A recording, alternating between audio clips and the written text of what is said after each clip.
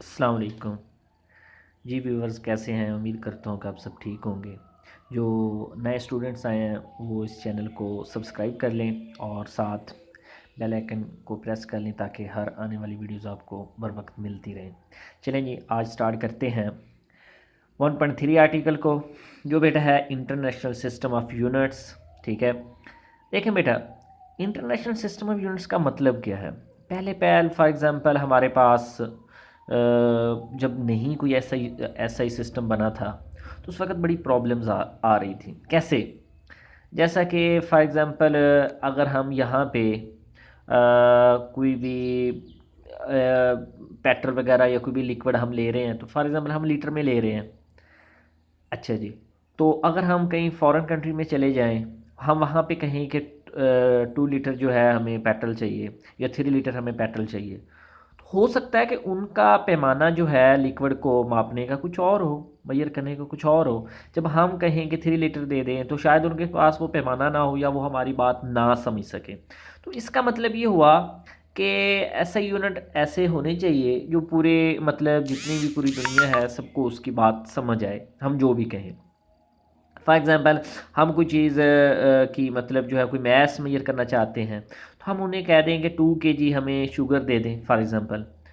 तो इसका मतलब ये हुआ कि अगर वो केजी में नहीं ले रहे, फॉरेन कंट्रीज़ अगर केजी में नहीं ले रही मैथ्स को, तो इसका मतलब है कि जब हम उन्हें कहेंगे 2 kg हमें ये शुगर दे दें, तो वो शायद हमें ना हमारी बात ही ना अंडरस्टैंड कर सकें, हमें ना दे सकें। ठीक है, वो कहे पता नहीं ये क्या कह रहा है, क्योंकि उनका जो मैथ्स अमीर करने का हो सकता है कि कोई और हो पैमाना। ठीक है, तो ये बहुत सी प्रॉब्लम्स आ रही थी। और उसके अलावा दूसरी बात ये भी है कि कुछ स्टैंडर्ड नहीं थी क्वांटिटी, किसी किस्म की कुछ स्टैंडर्ड क्वांटिटी नहीं थी। फॉर एग्जांपल अगर यहाँ पे 1 kg है, तो यही 1 kg अगर हम कोई भी फॉरेन कंट्रीज़ के अंदर देखें या इंडिया के अंदर देखें, ब्रिटिश के अंदर देखें या अमेरिका के अंदर देखें, तो हो सकता है कि वहाँ 1 kg और हो, हमारा 1 kg यहाँ और हो, किसी और तीसरे मुल्क में कुछ और हो। तो मतलब ये भी प्रॉब्लम आ रही थी कि एक स्टैंडर्ड क्वांटिटी भी नहीं थी, कोई एक ख़ास यूनिट भी नहीं था। और मतलब अगर हम यूनिट भी एक यूज़ कर लें केजी, और उनकी जो मकदार है उसमें फ़र्क आ रहा हो, क्वांटिटी में फ़र्क आ रहा हो, तो ये भी प्रॉब्लम था। चलें, इन सब से हमें जान छुड़ाने के लिए फिर यही था कि पूरी दुनिया हर एक पैमाने के ऊपर आ जाए, वो पूरी दुनिया में एक जैसा भी हो और सारी दुनिया उसको जानती भी हो। ठीक है, वही पाकिस्तान में हो, वही इंडिया में हो, वही ब्रिटिश में हो, वही अमेरिका में हो, वही रशिया में हो, सब जगहों पे एक जैसा हो। तो ये असल में उस वक़्त सारा डिसाइड होना था। ठीक है, तो फिर हम देखते हैं कि इसमें क्या हुआ। सबसे पहले तो हम बात करते हैं कि जैसे हम कोई भी कहते हैं ना कि हम कोई दुकान पे शॉप पे चले जाएँ, उन्हें कहें कि आप शुगर दे दें। ठीक है जी, वो शुगर कब देगा?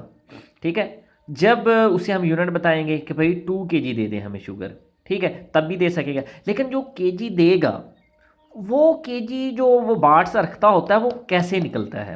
ठीक है, इसका मतलब है वो केजी अपनी तरफ से तो नहीं बना के बैठा होता ना, कोई भी स्टोन ले और रख ले, नहीं। वो केजी एक स्टैंडर्ड होता है। ठीक है, वो केजी कैसे स्टैंड होता है कि अगर एक पर डे के अंदर हम वो 1 kg का बाट रख लें और दूसरे पर डे के अंदर हम 1 kg का और बाट रख लें, तो दोनों जो हैं वो बैलेंस में आएंगे, इक्वल में आएंगे, क्योंकि दोनों की मकदार एक जैसी है। अब ऐसा करें कि एक पर डे में तो 1 kg रखा रहने दें और दूसरे पर डे से जो 1 kg का है वो हम उठा लें बाट। ठीक है, बल्कि वहाँ पे 1 kg की बजाय वहाँ पे कोई भी जो चीज़ हम कोई और अननोन रख दें। फॉर एग्जांपल हम शुगर रख लें, शुगर रखते जाएं, जब वो बैलेंस इधर 1 kg पड़ा था ना एक पर डे में, दूसरे पर डे में अगर हमारे पास 1 kg जो हम शुगर डालते जा रहे हैं, जब वो पलड़ा आपस में बैलेंस हो जाए, तो हम कहेंगे कि ये 1 kg जो इधर पड़ा हुआ था उसके बिल्कुल इक्वल चीज़ जो है वो शुगर आ चुकी है, वो भी 1 kg है। तो जब ये बैलेंस चीज़ आ जाती है तो हम इस तरह इस चीज़ को स्टैंडर्ड क्वांटिटी बोलेंगे। ठीक है, तो आइए हम यूनिट को देखते हैं कि यूनिट कैसे बनता है। अब 1 kg हमने यूनिट बनाया ना, वो कैसे बना? ठीक है, जब हमने उसके इक्वल कोई चीज़ रखी तो उतनी हुई, तो वो भी फिर 1 kg हुई। इसी वजह से तो हम जाते हैं जब कमाइश बैलेंस चीज़ कोई करते हैं। ठीक है, हम दुकान वाले को कहते हैं कि भाई हमें 2 kg शुगर दे दें, 2 किलो हमें चीनी दे दें। तो फिर वो क्या करता है, 2 किलो का बाट रख लेता है और फिर 2 किलो चीनी इधर मतलब डालता जाता है। तो जब वो बैलेंस हो जाती है तो हमें कहता है भाई ये मैंने तोल दी है, 2 किलो चीनी आप ले जाएं। तो मतलब इसने एक स्टैंडर्ड चीज़ रखी जिसको हम यूनिट बोलते हैं, और उसके इक्वल चीज़ डाली जो हम लेना चाहते हैं, जैसे शुगर है या कुछ और है। तो इसका मतलब है वो 2 जो हमने 2 kg ले ली है शुगर, तो वो 2 किलो ही है। अच्छा चलें, बहरहाल अब हम इन चीज़ों को देखते हैं। ये जो हमने थोड़ा सा आपको पीछे से एक्सप्लेन किया बेसिकली यहाँ पे क्या होने वाला है, क्यों हुआ, वो हमने आपको हिस्ट्री थोड़ी सी बताई है। अब हम चलते हैं कि मैं जो स्टैंडर्ड क्वांटिटी यूनिट की बात करूँ वो होता क्या है। अच्छा जी, आज से हमने ये भी डिसाइड किया है कि आप लोगों को यहाँ पे शॉर्ट क्वेश्चन हो या MCQs हो या लॉन्ग क्वेश्चन हो, उन सब के निशान लगाकर, ठीक है, आप लोगों को बहुत ही ईज़िली वे में बताया जाए, और निशान लगाकर सारा तैयार करने की बजाय आपने याद वो करना है, पढ़ सारा ले, रीड सारा कर ले, लेकिन जो मोस्ट इंपॉर्टेंट हैं जो पेपर्स में आए हुए हैं ये जैसे आ सकते हैं, मैंने उस तरह निशान लगा लिए हैं ताकि आप लोगों को आसान रहे। चले जी, ये शॉर्ट क्वेश्चन है कि व्हाट इज़ यूनिट। तो इसका क्या है कि once a standard is set for a quantity, ठीक है, हमने जब एक स्टैंडर्ड बना लिया, फॉर एग्जांपल 1 kg हम एक स्टैंडर्ड बना लिया, then it can be express in terms of that standard quantity. 1 kg बना लिया तो फिर वो एक स्टैंडर्ड क्वांटिटी बन गई, उसके इक्वल जो भी चीज़ रखा करेंगे फिर वो भी उतनी हुआ करेगी। अगर 1 kg इधर है तो इधर हम जो भी चीज़ पमाइश करेंगे, शुगर करेंगे, तो वो भी 1 kg हो जाएगा जब वो इक्वल आ जाएगा। इसका मतलब है एक स्टैंडर्ड क्वांटिटी तो बनानी पड़ेगी ना, उस स्टैंडर्ड क्वांटिटी तो हम यूनिट बोलते हैं। यही तो वो कह रहा है, this standard quantity is called unit. मतलब हम एक दफ़ा स्टैंडर्ड क्वांटिटी को सेट करेंगे, जब वो सेट हो जाएगी तो वो यूनिट बन जाएगा, और उसके इक्वल रख रख के हम जो भी चीज़ें पमाइश करना होगी कर लिया करेंगे, ये यूनिट के आगे। अच्छा, अब उसके अलावा ये जो हम कह रहे हैं कि ये क्वेश्चन भी आ सकता है शॉर्ट क्वेश्चन कि what is international system of units, या व्हाट इज़ SI। तो उस वक्त प्रॉब्लम आ रही थी कि सब कंट्रीज़ में अलग-अलग यूनिट चल रहे थे, अलग-अलग क्वांटिटीज़ चल रही थी, ठीक है, प्रॉब्लम तो आ रही थी, कोई यहाँ पे चीज़ है लेकिन फॉरेन कंट्री में नहीं है या किसी तीसरे मुल्क में नहीं है। तो उस वक्त फिर उन्होंने ना मतलब 11th जनरल कॉन्फ्रेंस, मतलब एक वहाँ पे क्या हुई थी, एक कॉन्फ्रेंस हुई थी, सब लोग पूरी दुनिया से इकट्ठे हुए थे, ठीक है, एक असेंबली हुई थी, ठीक है, वो हर साल हुआ करती थी, कुछ दिनों के बाद 1 साल 2 साल 4 साल के अंदर एक दफ़ा हो जाती थी।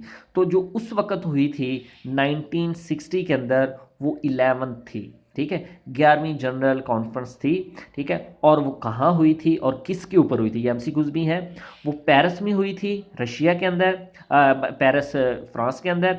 और कब हुई थी, 1960 के ऊपर हुई थी। और किन 2 बातों के ऊपर हुई थी, वो हुई थी वेट के ऊपर और मैयर्स के ऊपर, ठीक है। ये उस वक्त मेन मुद्दा चल रहा था, मेन मसला चल रहा था, प्रॉब्लम चल रही थी, इसको सॉल्व करना था कि हम वेट और मैयर का क्या हिसाब लगाएं कि हमारे पास आसानी हो जाए। तो फिर उन्होंने क्या किया, एक वर्ल्ड वाइड सिस्टम मेजरमेंट का अडॉप्ट किया, बनाया, जिसको हम बोलते हैं इंटरनेशनल सिस्टम ऑफ यूनिट्स, ठीक है। तो इंटरनेशनल सिस्टम ऑफ यूनिट्स को हम जो कॉमनली रेफ़र करते हैं या हम जो ईजिली वे में लिखते हैं वो उसको SI लिखते हैं। इसका मतलब क्या होगा, सिस्टम इंटरनेशनल सिस्टम, ठीक है जी। तो इसका मतलब क्या हुआ कि ये डेफिनेशन भी बन गई, MCQs भी बन गए, शॉर्ट क्वेश्चन भी बन गए कि व्हाट इज़ SI यूनिट, तो व्हाट इज SI सिस्टम। तो इसका मतलब वो 11th जनरल कॉन्फ्रेंस थी और पेरिस के अंदर थी, 1960 के अंदर थी, किसके ऊपर थी, वेट और मैयर के ऊपर थी, ठीक है। और जो वहाँ पे एक सिस्टम वर्ल्ड वाइड बनाया गया उसको हम SI सिस्टम बोलते हैं, ठीक है जी। अब आगे चलते हैं, ठीक है। अब हमारे पास आ गया बेस यूनिट्स, ठीक है। हमने पढ़ी थी 2 क्वांटिटीज़, ये बेस क्वांटिटीज़ और डिराइव क्वांटिटीज़, ठीक है। अब इसके शॉर्ट क्वेश्चन के ऊपर आते हैं, व्हाट इज़ बेस यूनिट्स, ठीक है। सिंपल सी बात है, जो बेस क्वांटिटीज़ थी जो उनको डिस्क्राइब करेगा यूनिट, उसको हम क्या बोलेंगे, बेस यूनिट बोलेंगे, सिंपल सी बात। और उसको हम सिस्टम इंटरनेशनल यूनिट भी बोलेंगे, ठीक है, उस क्वांटिटी को। वो कहता है the units that describe base quantities are called base units. Simple सी बात है, जो बेस क्वांटिटीज़ को डिस्क्राइब चीज़ करेगी, जो यूनिट बेस क्वांटिटीज़ को डिस्क्राइब करेगा वो बेस यूनिट कहलाएगा, उसको हम ऐसे यूनिट बोलेंगे, ठीक है। और वो कौन कौन से हो सकते हैं, ये मैंने पिछली वीडियोज़ में भी बताया था कि हमारे पास 7 जो हैं, हमारे पास 7 जो हैं वो क्वांटिटीज़ क्या है हमारे पास, वो हमारे पास हैं बेस, ठीक है। वो उसकी इसका मतलब है 7 जो यूनिट्स होंगे वो भी बेस यूनिट्स होंगे। इसका मतलब है हमारे पास 7 ही बेस क्वांटिटीज़ हैं और 7 ही बेस हमारे पास यूनिट्स हैं। चलेंगे आज हम उस जो भी हमारे पास 7 बेस क्वांटिटीज़ हैं उनके सिंबल्स को भी देखते हैं, और उनके हिसाब से बात है उनके सामने जो 7 जो बेस यूनिट्स आएंगे उनके सिंबल्स भी देखते हैं, और वो उस यूनिट के नेम को भी देखते हैं। चलेंगे, हमारे पास सबसे पहले फॉर एग्जाम्पल लेंथ है, ठीक है। देखिए लेंथ हमारे पास बेस क्वांटिटीज़ है और उसको हम स्मॉल एल लिख लेते हैं, ठीक है। और इसका फिर जो यूनिट है, ऐसा यूनिट जो है, ठीक है, जो उस वक्त डिस्क्राइब हुआ था वो मीटर है, ठीक है, जिसको हम उसका सिंबल स्मॉल एम यूज़ करते हैं। इसी तरह हमारे पास आगे मैस है, मैस का सिंबल जो है स्मॉल एम यूज़ करते हैं, ठीक है। यहाँ हम पूरा मैस लिख लें कंप्लीट, या फिर स्मॉल एम लिख लें तो एक ही बात होगी, ठीक है। ये तो क्वांटिटी हो गई, ठीक है। और उसके बाद इसका जो यूनिट है वो क्या है, केजी, मीन किलोग्राम। किलोग्राम पूरा नेम है और उसको शॉर्ट फॉर्म में या सिंबल में लिखेंगे तो केजी। इस तरह आगे टाइम है, उसको स्मॉल टी से रिप्रेजेंट करते हैं और उसका यूनिट सेकंड है, उसको एस से रिप्रेजेंट करते हैं, उसके यूनिट को सिंबल की फॉर्म में। इस तरह इलेक्ट्रिक करंट है, उसको हम आई से रिप्रेजेंट करते हैं और उसका जो ऐसा यूनिट है वो हमारे पास अम्पेयर है और उसको हम रिप्रेजेंट करते हैं कैपिटल ए से। इसी तरह हमारे पास नेक्स्ट जो है वो इंटेंसिटी ऑफ लाइट है, बेस क्वांटिटी, ठीक है। और इसी तरह उसको हम एल से रिप्रेजेंट करते हैं उस क्वांटिटी को, और उसका यूनिट जो है वो कैंडेला है और उसको सी डी से रिप्रेजेंट करते हैं। इस तरह नेक्स्ट जो हमारे पास बेस क्वांटिटी है वो हमारे पास टेम्परेचर है, जिसको हम टी से रिप्रेजेंट करते हैं, और वो क्या है हमारे पास, उसका यूनिट क्या है, ऐसा यूनिट केल्विन है और जिसको हम के से रिप्रेजेंट करते हैं, ठीक है। इसी तरह नेक्स्ट जो लास्ट जो हमारे पास बेस क्वांटिटी है वो अमाउंट ऑफ सब्सटेंस है, जिसको हम एन से रिप्रेजेंट करते हैं और जिसका यूनिट, ऐसा यूनिट जो है वो मोल है, जिसको हम एम ओ एल से रिप्रेजेंट करते हैं, ठीक है जी। ये तो हमारे पास बेस क्वांटिटीज़ थी और बेस ही यूनिट थे, ठीक है। इसी तरह अब हम ड्राइव यूनिट्स की बात करते हैं। जैसे ड्राइव क्वांटिटी जो बेस क्वांटिटी से निकलती थी, ठीक है, तो उसको हम डिराइव्ड मतलब क्वांटिटीज़ कहते थे। इस तरह जो बेस यूनिट से आगे ड्राइव यूनिट्स होते हैं, ठीक है, उनको हम डिराइव्ड यूनिट्स बोलते हैं। मीन इसका मतलब ये हुआ कि जो डिराइव्ड क्वांटिटीज़ होंगी जो उनको डिस्क्राइब करेंगे वो डिराइव्ड यूनिट्स होंगे, ठीक है। और वो किन से मिलकर बनेंगे, दो या तीन मिलकर, मतलब कोई भी बेस क्वांटिटीज यूज़ हो रही होंगी, ठीक है, फिर उनसे मिलकर वो डिराइव्ड बनी होगी। इसका मतलब वो जो टू और थ्री जो क्वांटिटी यूज़ होकर एक डिराइव्ड बनी हुई है क्वांटिटीज़, इसका मतलब है फिर टू और थ्री बेस यूनिट्स मिलकर एक क्या बनाएंगे, डिराइव्ड यूनिट्स बनाएंगे, ठीक है। तो इतनी सी बात है। देखिए वो कहता है the units use to measure derived quantities, कि ऐसे यूनिट जिसको हम मेजर करने के लिए, ड्राइव्ड क्वांटिटीज को मेजर करने के लिए यूज़ करते हैं, उसको हम ड्राइव्ड यूनिट्स बोलते हैं, ठीक है। यही बात कि अगर हम ड्राइव्ड क्वांटिटीज को मतलब मेजर करेंगे, उसको मतलब फाइंड करेंगे, जो यूनिट्स यूज़ होंगे वो हमारे ड्राइव्ड यूनिट्स होंगे। और दूसरे लफ्ज़ों में derived units are defined in terms of base units.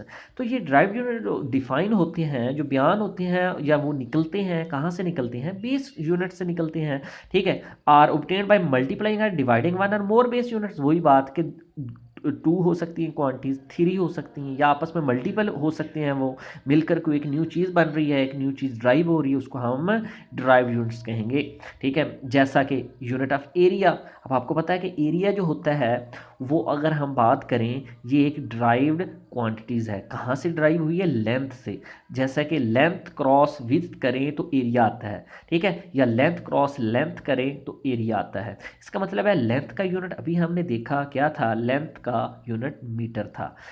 अगर हम एरिया की बात करें तो वो लेंथ क्रॉस लेंथ होता है, मीन लेंथ मल्टीपल लेंथ होता है। तो इसका मतलब है इसका यूनिट भी मीटर मल्टीप्लाई मीटर होगा तो मीटर स्क्वायर बन जाएगा। तो इसी वजह से इसका जो यूनिट आ रहा है वो क्या आ रहा है, मीटर स्क्वायर आ रहा है। इस तरह ये शॉर्ट क्वेश्चन भी है कि एरिया का यूनिट क्या होता है, मीटर स्क्वायर। इस तरह सिंपल आगे भी अगर दो तीन आप देखना चाहें, जैसा वॉल्यूम है तो वॉल्यूम को 3 दफ़ा लेंथ को मल्टीप्लाई करना पड़ता है, length multiply length multiply length, तो फिर 3 दफ़ा ही मीटर को मल्टीप्लाई करना पड़ेगा, तो ये मीटर क्यूब बन जाएगा। इस तरह अगर हम लेंथ, सिंपल लेंथ की बात करें, उसका यूनिट तो हमने ऊपर भी देख लिया कि वो मीटर होता है, लेकिन उनको मल्टीप्लाई करने से ये वॉल्यूम और एरिया के बनते हैं यूनिट। इस वजह से ये ड्राइव हुए, इसी वजह से ऐसी चीज़ों को हम ड्राइव्ड यूनिट्स बोलते हैं। ये शॉर्ट क्वेश्चन था, जितना निशान लगाया इतना काफ़ी है, साथ एग्जाम्पल भी हो जाती है और डेफिनेशन भी हो जाती है। चलें जी, कुछ एमसीक्यूज देख लेते हैं। मीन हमारे पास ड्राइव यूनिट्स कौन कौन से हो सकते हैं, ये कुछ दिए हुए हैं, इनमें से अक्सर आ जाता है, कोई ना कोई एमसीक्यूज आ सकता है हमारे पास। ये जो एमसीक्यूज है, ठीक है, फॉर एग्जांपल हमारे पास स्पीड है, स्पीड का जो सिंबल होता है वो वी हम यूज़ करते हैं, और जो इसका यूनिट होता है, ड्राइव यूनिट जो होता है वो होता है मीटर पर सेकंड। इसी तरह हम एक्सेलरेशन की बात करें, ठीक है, उसका सिंबल स्मॉल ए होता है और इसका जो यूनिट होता है मीटर पर सेकंड, मीन (-2) मीन मीटर पर सेकंड स्क्वायर, ठीक है। ये (-2) का मतलब है पर, ठीक है, मीन डिवीजन के नीचे था, डिवाइड हो रहा था, ऊपर जाके माइनस हो गया, मीटर पर सेकंड स्क्वायर। ठीक है, इसी तरह अगर हम वॉल्यूम की बात करें, अभी हमने पढ़ा कि क्यूब मीटर होता है, मीन मीटर क्यूब। ठीक है, इस तरह फोर्स है, ये भी एक ड्राइव्ड क्वांटिटी है, इसका यूनिट जो होगा वो न्यूटन होगा। ठीक है, अब न्यूटन की 2 टर्म्स हो सकती हैं ड्राइव यूनिट्स के अंदर, जैसा कि हम न्यूटन को कैपिटल एन भी बोलते हैं, और ये जो न्यूटन होता है अगर इसको दूसरे लफ्ज़ों में हम देख लें ऐसा यूनिट में, तो इसका यूनिट ये न्यूटन इसके इक्वल होता है केजी मीटर पर सेकंड स्क्वायर। इसको नेक्स्ट आगे जाके हम इसको देखेंगे भी। ठीक है, केजी मीटर पर सेकंड स्क्वायर। इस तरह डेंसिटी है जिसको हम रो बोलते हैं, ये रो है। ठीक है, और इसका जो यूनिट होता है वो होता है kg per metre cube, mean kilogram per metre cube metre, mean kg per metre cube. ठीक है, इस तरह चार्ज है, ड्राइव क्वांटिटी है, और इसको क्यू से रिप्रेजेंट करते हैं, और इसका यूनिट जो है वो कूलम है, और कूलम को हम कैपिटल सी से रिप्रेजेंट करते हैं। ठीक है, और ये जो कूलम होता है ये एम्पेयर सेकंड के इक्वल भी होता है, ये ए एस क्या है, एम्पेयर सेकंड। एम्पेयर सेकंड कह लें या कूलम कह लें। ठीक है, तो ये दोनों से रिप्रेजेंट, जो दो दो चीज़ों से हो सकता है हम उसको बयान करते जाएं, जैसा कि ये प्रेशर है, इसको हम पास्कल, इसका ऐसा यूनिट होता है, ड्राइव यूनिट होता है, और इसको पीए से रिप्रेजेंट करते हैं, और ये पीए या जो पास्कल होता है ये इसके इक्वल भी होता है न्यूटन पर मीटर स्क्वायर के। ठीक है, ये कह लें या ये कह लें, अगर न्यूटन आ जाए ये भी फोर्स का यूनिट है, और अगर केजी मीटर पर सेकंड स्क्वायर ये भी है, पास्कल आ जाए ये भी प्रेशर का यूनिट है, और न्यूटन पर मीटर स्क्वायर भी प्रेशर का ही यूनिट है। इसको भी नेक्स्ट आगे जाके हम डिस्क्राइब करें क्यों ऐसा है। और इसी तरह चार्ज का जो यूनिट है वो हमारे पास कूलम है, और साथ एम्पेयर पर सेकंड भी होता है। इसको भी आगे नेक्स्ट जाके इंशाल्लाह हम इसको डिस्क्राइब करेंगे। ठीक है, आज यहाँ तक काफ़ी है, क्योंकि हमारा 1.3 ख़त्म हो गया। इंशाल्लाह नेक्स्ट लेक्चर के अंदर हम 1.4 पढ़ेंगे। ठीक है, उम्मीद करता हूँ आप लोग अच्छी तरह से सीख चुके होंगे। अगर कोई बात समझ ना आई हो या कुछ पूछना हो तो मुझे कमेंट्स बॉक्स में अपना कमेंट करके मुझसे क्वेश्चन पूछ सकते हैं। ठीक है, आज तक के लिए इतना ही, शुक्रिया, खुदा हाफिज़।